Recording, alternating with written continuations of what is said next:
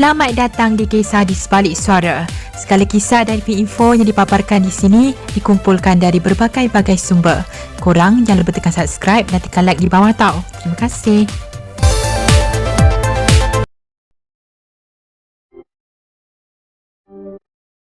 Pada 27 Oktober 2019, merupakan hari terakhir Fizomawa Kitchen beroperasi selepas dibuka hampir 4 tahun. Sebenarnya ada sebab kenapa restoran itu ditutup. Bagi Mawar Karim dan Fizo Umar, masing-masing ada alasan peribadi. Berikut merupakan perkongsian Mawar Karim di akaun Instagramnya.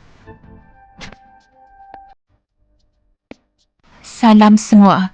Pertama, saya ingin mengucapkan terima kasih yang tak terhingga khususnya buat pelanggan yang sentiasa support Fizo Mawar Kitchen selama ini.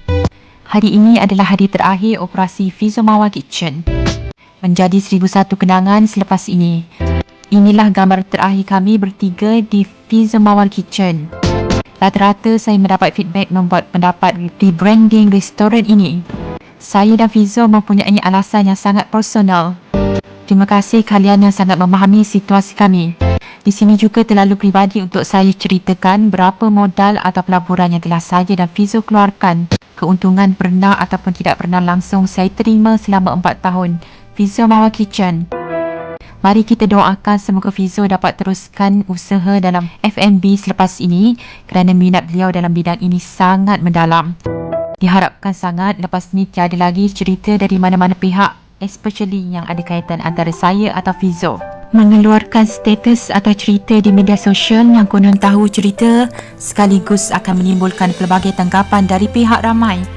Tidak perlulah orang terdekat mencampuri urusan saya dan Fizo. Anda hanya melihat, mendengar, tetapi saya dan Fizo sahaja yang tahu perkara atau merasa perkara yang sebenar berlaku.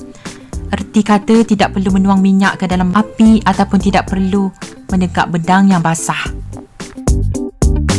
Walaupun kami berdua sudah tiada kaitan lagi, tapi masih ada amanah tanggungjawab membesar memberi didikan kepada Mariam. Fokus utama adalah Mariam. Mariam pengubat hati saya selama ini. Terima kasih semua sentiasa mendoakan kebaikan.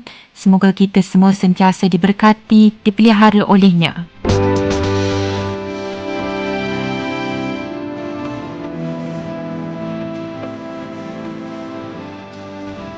Ini pula kata-kata netizen di ruangan komen.